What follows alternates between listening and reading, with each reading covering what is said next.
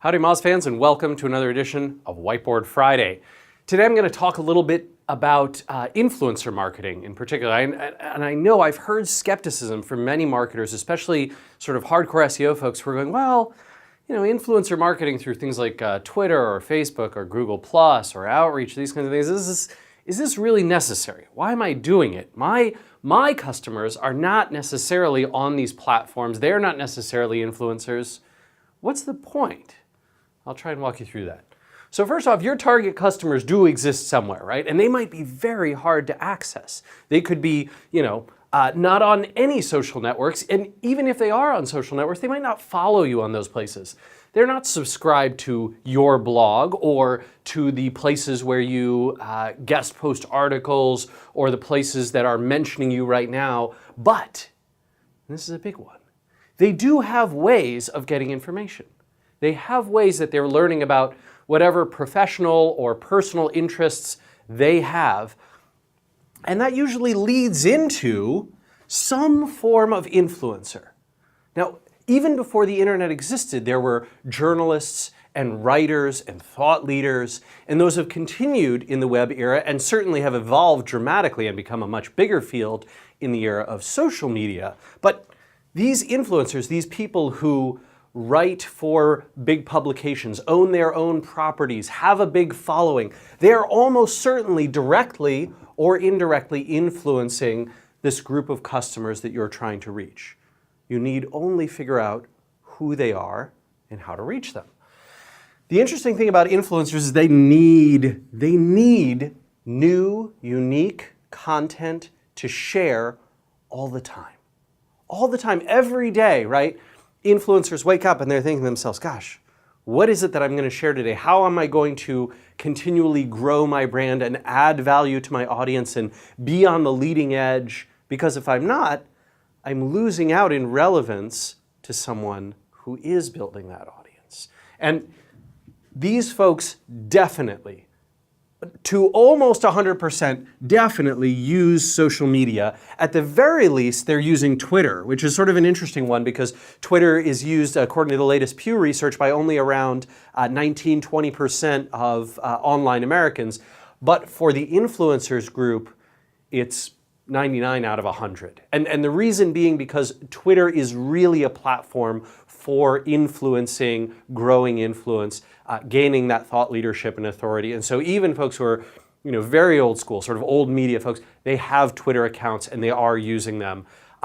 They do use other networks, things like Facebook, certainly Pinterest has some following there, networks like Google Plus, but Twitter is sort of the primary one, which is interesting because Facebook, of course, is much bigger than Twitter in terms of your general population.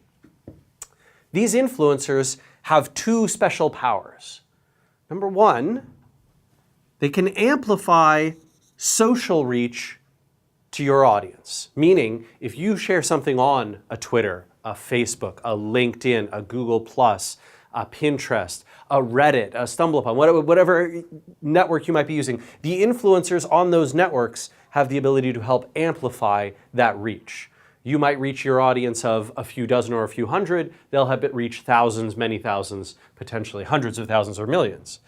And secondarily, they can provide links, mentions, and other kinds of signals that search engines use to rank sites higher, meaning that even in the rare case where your target audience is not following anyone, is not paying attention to any of these influencers, and search is the only channel that they use to discover information, influencers can still help you by helping you achieve these signals that will help your site, your content, your pages rank better in search, which means your target customer will find them. The trick is, this is a very, very picky audience, right? 9 times out of 10, when they are exposed to content, they're going to go, nope, not good enough. I don't know who this person is. I don't care about this. I'm not helping it go anywhere. And so you have to get good at earning that amplification. And that starts with answering the question, why? Why will influencers share your content, your post, your brand? Why? If you can't answer this question, all of this influencer targeting and marketing is going to become useless because these people are incredibly picky. There's a few big keys to this, and I've tried to enumerate them, and I'm going to show it to you in an equation form. So essentially, the likelihood of earning an influencer's amplification is related to things like the personal connection that you have with them. That can be direct, which is often less likely, right? As a marketer working for especially a small and mid-sized brand, chances are that your direct connection to large groups of influencers might be small. But indirect connections work too. And this means if you know someone who knows them, if you can get a friendly introduction, much like you would to a potential investor or a business partner, that can open the door. If your work makes them look good, right? You see a lot of influencers who share content and material that makes either themselves or their brand or company, if they work for a brand or company, look good, right? And so those types of ego baiting can be successful at times. It's tough if it's too overt or too flashy or not credible enough, but it can work.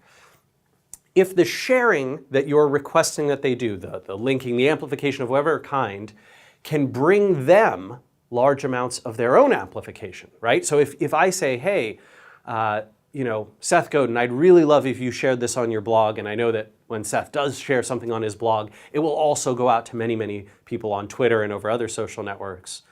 Well, if Seth believes that that's likely to earn his blog and his Twitter account a much larger audience, then he is more likely to say yes and to want to engage in that activity. Third, if your work is their work, meaning rather than simply saying, hey, I made this, what do you think of it? If you say, hey, can I get some data, some feedback, some material from you, and I'd like to transform it, modify it, turn it into something even more useful, valuable, interesting, now you have a real hook, right? Because they've contributed to that work. Surveys are obviously a great way to do this. Data collection is a great way to do this. There are many other forms too. And then the last one, if your work provides credibility or additional support, either anecdotally or data-wise, for one of their goals or beliefs, right? These influencers are trying to accomplish things, right? They have beliefs that they share. They have goals that they're trying to accomplish professionally, usually, or personally. And if you have information that can help them, you can win. And so this is represented in the algorithm I've got here. Very, very simplistic algorithm, right? The likelihood is related to the relevance of your work to their audience, the value to their own personal brand, the opportunity they have to earn that extra amplification, the benefit to their goals or beliefs, plus some measure of the quality of the outreach you're actually doing times the personal relationship connection. The better personal relationship connection you've got, the more mediocre it's okay your outreach can be, right? You can have a very simplistic message if it's coming directly to them and you're already friends in real life. It's easy, right? Somebody emails me and says, hey, Rand, can you share this? And it's my investor, Brad Feld. I'm going to be like, yes, I will do that for you, right? Of course I will. But if somebody cold emails me and I've never heard of them before, well, it's very unlikely, right? So there's a relationship between these two that's special. If you take this and you find these people and you are able to earn this additional amplification, your content can do much more. Content of all kinds can do much more to reach your target customers. All right, everyone, hope you've enjoyed this edition of Whiteboard Friday. We'll see you again next week. Take care.